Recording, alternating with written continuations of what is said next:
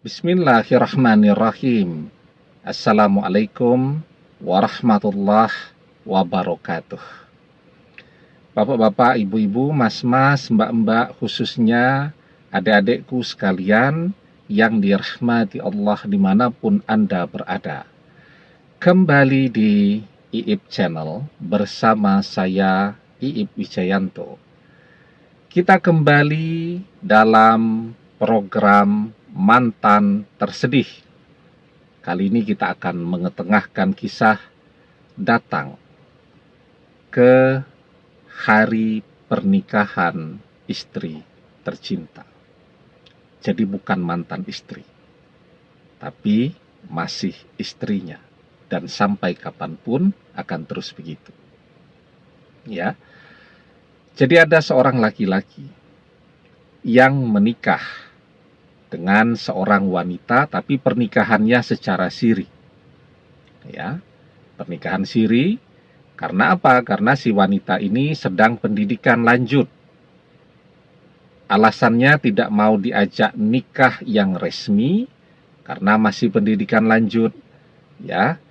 Dan dia juga baru bercerai dengan mantan suaminya, baru belum 1 tahun lah bercerai begitu kan.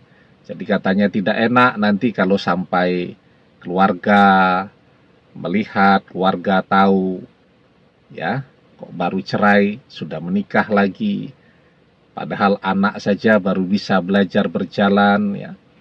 Nanti orang tuanya kaget, apalagi papi punya sakit jantung, mami punya sakit kolesterol, macam-macam lah pokoknya alasannya, ya. Tapi intinya sang istri mau dinikahi secara siri, tetapi belum mau menikah kalau yang resmi, ya, yang diketahui oleh orang tua dan seterusnya. Kenapa dia mau menikah secara siri tadi? Padahal si laki-laki ini kan umurnya juga sudah sangat lumayan kan, sudah 37 tahun kan. Nanti kalau ditunda-tunda lagi, misal baru dapat anak usia 40 tahun kan, dia terlalu tua tuh. Nanti kalau anaknya menikah, misal usia 25 tahun, dia mendampingi pernikahan anaknya, ya, menyambut ribuan tamu undangan pernikahan dalam usia 65 tahun, harus berdiri selama berjam-jam, itu bukan sesuatu yang mudah.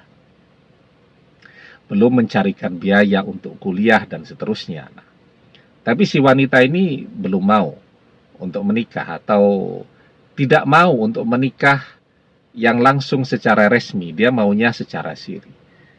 Ternyata pernikahan secara siri itu kan pernikahan yang tidak akan diakui, ya, oleh keluarganya, termasuk oleh dia di kemudian hari.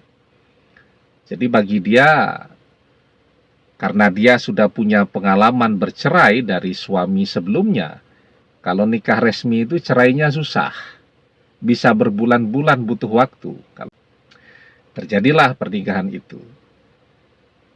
Laki-laki ini kemudian berpikir bahwa si wanita ini betul-betul mau serius dengan dia, karena kan wanita ini pernah gagal, ya. Namanya orang yang pernah gagal, dia tidak mau gagal lagi dong. Ya, mosok baru usia nanti 30 tahun sudah menikah ketiga kali, kan tentu bagi seorang wanita tidak elok, ya, tidak baik kan kalau begitu, ya. Nah, maka dia berpikir dia adalah cinta terakhir nih bagi si wanita, maka karena itu dia berkorban segalanya. Apalagi si wanita ini pinter banget, kalau acting itu kan kelihatan seperti tenanan lah, seperti sungguh-sungguh kalau dia betul-betul mencintai, kalau dia betul-betul menyayangi dan seterusnya. Apalagi kalau dia baru setoran, ya, ini adek untuk bayar kuliah, wah sudah tuh kelihatan cinta dan sayang banget lah. Ya, ini untuk beli baju baru nih, ya, ini untuk uang jajan bulanan, ya, dan seterusnya dan seterusnya. Itu kelihatan lah, si wanita itu sepertinya cinta dan sayang sesayang-sayangnya. Tapi ternyata itu semua hanya setting. Ya, di belakang dia si wanita ini sudah memprospek ya dengan seseorang ya yang dia akui sebagai keluarga angkat. Nah, dia cuman heran saja ya. Misal ke bandara tuh, kalau dia tidak sempat untuk mengantarkan, kok tiba-tiba istrinya cerita di situ ketemu sama keluarga angkat, ya diperkenalkan sama anak-anaknya, bapak dan ibu angkatnya dan seterusnya. Ternyata diam-diam dia ini sedang diperkenalkan, didekatkan dan dijodohkan ya dengan anak dari keluarga yang dia bilang sebagai keluarga angkatnya tadi. Jadi dia sudah memprospek itu, sudah ketemuan, sudah bermain, berkunjung ke rumah calon mertuanya itu, dan seterusnya, dan seterusnya. Ya laki-laki ini pokoknya dia manfaatkan sajalah ya untuk driver gratis yang ngantar jemput dia, mengerjakan tugas-tugas kuliahnya ke sana kemari, ngantar jemput dia malam hari, apalagi membantu ngangkutin barang-barang jika ada yang berat-berat. Pokoknya dia dapat tenaga kerja gratis, dia dapat driver gratis ya. Begitu dia tidak keluar bensin ya, karena kan semua namanya suami. Dialah yang biayai, dialah yang bayari dan seterusnya. Karena apa? Karena cinta. Karena sayang sekali kepada istrinya. Tapi sayangnya istrinya tidak pernah mencintai dia, tidak pernah menyayangi dia. Nah, di dalam perjalanannya, ya, karena saking fokusnya kepada istrinya, si laki-laki ini pekerjaannya juga jadi terbengkalai. Ya, kan dia baru nyusun jadwal untuk kerja. Itu kalau istrinya sudah memastikan hari ini mau ke sana, hari ini mau ke utara, mau ke selatan, mau ke barat, mau ke timur, dan seterusnya. Nah itu jadwal istrinya beres dulu, baru dia menyusun jadwal untuk pekerjaan dia. Sehingga pekerjaan dia jadi tidak maksimal, terbengkalai, keluarganya pun jarang ketemu sekarang ya, dan seterusnya. Dan ketika keuangannya, namanya manusia kan, keuangan itu bisa naik turun ya, bisa berjaya tetapi bisa juga pekerjaan sepi dan seterusnya. Nah, ketika pekerjaan-pekerjaan agak mulai sepi, tentu yang digunakan terus adalah uang tabungan ya. Padahal kan pernikahan ini butuh biaya besar ya. Mereka belum bisa satu rumah kan karena masih pernikahan siri ya. Nanti kalau pernikahan siri, satu rumah kan dirasani oleh tetangga dan seterusnya. Jadi kalau mau ketemu dengan istrinya tentu harus di hotel. Dan di hotel kan keluar biaya yang besar begitu ya. Apalagi juga untuk makan dan seterusnya. Dan bisa 2-3 hari, berhari-hari. Tabungan keluar terus, bekerja tidak maksimal. Di saat keuangan menipis, nah disitulah si wanita mendapatkan momentum untuk mempersering pertengkaran.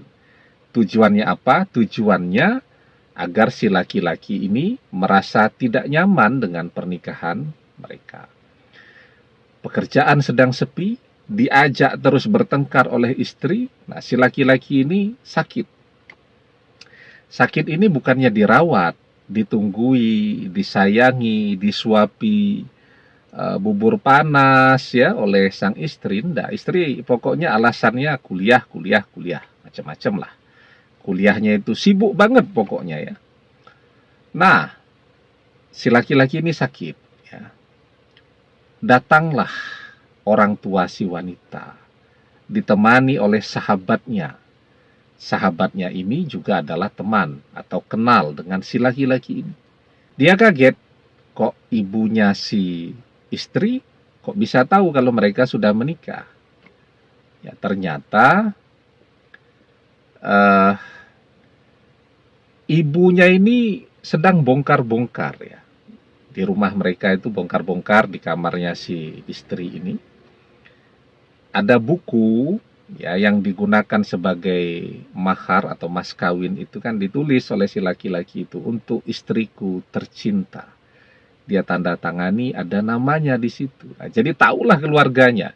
Istrinya tidak menyimpannya dengan hati-hati, ditaruh sembarangan, kemudian dibaca oleh ibunya, ibunya tahu. Kemudian didatangilah dia dalam keadaan sakit, dipaksa untuk menceraikan istrinya. Padahal tidak ada perceraian ketika seorang suami itu dipaksa untuk menceraikan istrinya. Yang bisa dilakukan orang sakit apa sih? Ya diam saja kan. Diam, dia tidak berusaha ngejar-ngejar. Nah begitu beberapa bulan dia mulai sehat, mulai pulih, dia berusaha untuk menjelaskan kepada istrinya bahwa mereka ini masih suami istri. Ya, termasuk misal kalau bulan Ramadan, dia masih membayarkan zakat fitrah untuk istrinya. Dia masih berusaha untuk menyampaikan nafkahnya, tetapi kan dia tidak bisa menemui istrinya sekarang. Bahkan suatu pagi, jam 4 pagi dia berangkat dari rumah. Dia hafal tuh, ya, jadwal kuliah istrinya ini. Rumah mereka jauh, jaraknya 35 km. Jam 4 pagi dia berangkat. Dia lewati rumah istrinya sedang prepare di atas sepeda motornya. Nah, dia tunggu di jalan yang biasa dilewati oleh istrinya. Dan betul, istrinya lewat. Dia sudah bahagia betul itu. Dan apa yang terjadi? Istrinya cuma melewatinya begitu saja. Seakan-akan tidak melihat dia yang sudah menunggu dari jam 5 pagi sampai jam 7 pagi di pinggir jalan untuk bicara, dan tentu untuk sedikit mengobati rasa rindu. Istrinya lewat saja. Dia sampai nangis tuh di situ. Ya, ternyata istrinya betul-betul sudah melupakan dia. Beberapa bulan kemudian, pada saat ada pekerjaan di mall, ya, dia papasan lagi dengan istrinya. Ternyata istrinya sudah menggandeng laki-laki lain. Ini masih istrinya. Dia belum pernah menceraikannya, walaupun masih pernikahan siri. Dan beberapa bulan kemudian, dia mengintip Instagram sahabat istrinya. Dia melihat istrinya foto prewedding, ya, dengan memakai busana yang terbuat dari bahan sutra berwarna putih, ya. Sama tuh dengan laki-laki itu. Mereka memakai busana yang begitu serasi, melakukan foto prewedding, dan terlihat istrinya begitu bahagia di sana. Ya tentu sebagai seorang suami, bagaimana yang dirasakan? Sedih, kaget, kecewa, marah, dan seterusnya. Tapi dia belajar berbesar hati. Dia mencoba mencari tahu kapan nih istrinya akan menikah. Informasi dia dapatkan. Dan dia berangkat ke pernikahan istrinya pakai masker. Ya, pakai masker, pakai kacamata, begitu. Kemudian tujuannya buat apa? Ya tujuannya dia cuma mau memastikan saja. Melihat bahwa istrinya benar-benar bahagia. Ya, kemudian dia memberikan amplop tuh, ya, memberikan amplop dengan niat ini sebagai nafkah, karena setelah ini kan sudah ada orang lain yang menafkahi. Kemudian dia juga ikut antri, ya, antri menyalami dua pengantin yang berbahagia itu. Tapi tentu tidak dibuat untuk konten seperti yang banyak kita lihat. Ya, dia pakai kacamata hitam. Ya, tentu istrinya yang sedang bahagia tidak mengenali dia, begitu kan. Dia mengucapkan selamat, kemudian dia pergi, dan sekali lagi dia melihat ke arah istrinya dan laki-laki yang sudah merebut istrinya dari dia. Dia lihat istrinya betul-betul bahagia. Dia pergi dari acara tadi. Tentu begitu masuk mobil, dia baru menangis. Ya, jadi menangis itu sesuatu yang sangat biasa. Menangis itu adalah hal yang sangat manusiawi.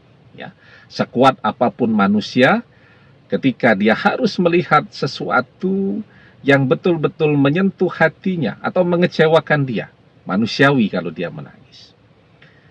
Dan dia pulang, ya, dan dia belajar untuk tidak berharap lagi kepada istrinya. Karena dia kan cuman suami siri. Toh istrinya juga sangat tahu dengan berpoliandri. Dengan dia masih belum bercerai, sekarang istrinya sudah menikah dengan laki-laki lain, itu adalah dosa yang sangat-sangat besar. Ya, itu adalah dosa yang luar biasa besarnya dan neraka tempatnya. Istrinya pasti tahu persis dengan semua itu, tapi dia tetap melakukannya. Dan suaminya cuman berpikir, istrinya pernah gagal. Dan dia harus menyimpan rahasianya dengan istrinya. Agar semua orang cuman tahu kalau istrinya pernah gagal satu kali. Semua orang cuman tahu bahwa ini pernikahan kedua untuk dia. Kalau sampai semua orang tahu, istrinya pernah gagal dengan dia juga, ini akan jadi pernikahan yang ketiga. Tentu itu tidak baik untuk pencitraan sang istri. Maka dia menyimpan seluruh rahasia itu. Ya, istrinya tidak pernah mau mengakui dia sebagai suami, oke. Dan dia berkorban. Ya, dia berkorban segalanya. Dia mengorbankan kebahagiaannya, cita-citanya, mimpi-mimpinya untuk bisa kembali bersama istrinya.